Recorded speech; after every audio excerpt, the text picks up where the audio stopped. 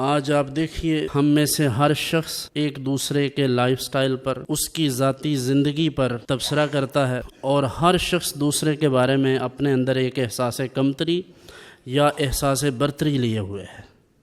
مثال کے طور پر ایک غریب آدمی ہے تو وہ شخص ہمیشہ امیر آدمی کو اپنے لیے آئیڈیل سمجھتا ہے، جبکہ اس کا اصل مفہوم یہ ہے کہ ہم اللہ کی اس تقسیم کو ریفیوز کر رہے ہیں۔ ہمیں تو جس حال میں اللہ نے رکھا ہے ہمیں تو اس پر خوش ہونا چاہیے تھا، لیکن ہم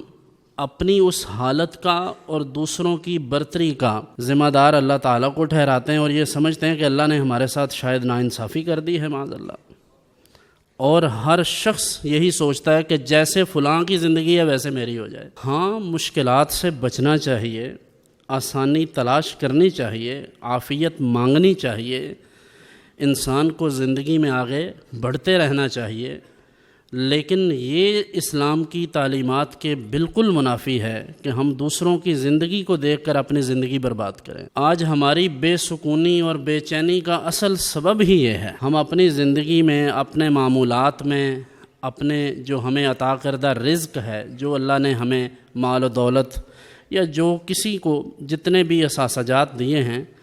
ان تمام چیزوں کو لے کر ہم مطمئن نہیں ہیں۔ یہ تو ہے غرباء کا حال، تو ایک فطری سی بات ہے، لیکن بڑے بڑے متمول جن کے پاس مال و دولت کی کثرت ہے، ان کا حال یہ ہے کہ حل میں مزید کی تلاش میں ہے۔ یعنی انہیں یہ لگتا ہے کہ جتنے پیسے ان کے پاس جمع ہو گئے ہیں، جتنی ان کے پاس پلاٹس ہیں، جتنی ان کی پراپرٹی ہے، جتنا مال و دولت ہے، اس سے بھی زیادہ ہونا چاہیے۔ بھائی جتنا آپ کے پاس ہے وہ تو آپ کے کام نہیں آ رہا، یعنی ایک تو ہے اسے اللہ کی راہ میں دینا، یہ تو ایک الگ موضوع ہے، لیکن سوال یہ ہے کہ جتنا آپ کے پاس مال و دولت ہے، کیا آپ کی ذات پر وہ خرچ ہو رہا ہے؟ میں اپنے گرد و پیش میں اکثریت کا حال دیکھتا ہوں کہ جو کروڑوں کے مالک ہیں، بلکہ ارب پتی بھی ہیں، ان ارب پتیوں کا حال یہ ہے کہ وہ بیچارے اپنی حیثیت سے کوئی 100 گنا نیچے زندگی گزار رہے ہیں۔ تو اس کا مطلب یہ ہے کہ مال آپ کے کام نہیں آنے والا۔ اگر اللہ نے کسی کو 10 کروڑ کا مالک بنایا ہے تو ہماری کیوں رال ٹپکتی رہتی ہے؟ آپ کبھی اس سے پوچھ کر دیکھیں وہ کتنی روٹیاں کھاتا ہے، ڈیفینیٹلی وہ آپ سے کم کھاتا ہوگا۔ غریب آدمی زیادہ روٹی کھاتا ہے،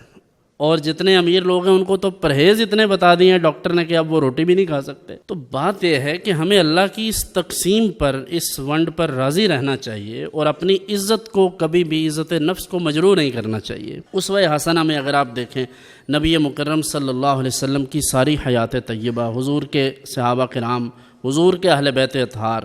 ازواج مطہرات ہیں، آپ کی اولاد پاک ہے، تمام طبقات کو دیکھ لیں، ان میں سب سے بڑھ کر جو چیز ہے وہ اطمینان ہے۔ جو اللہ نے دیا ہے اس پر وہ صابر و شاکر ہیں، اور کبھی انہوں نے کسی دوسرے کے ساتھ موازنہ نہیں کیا۔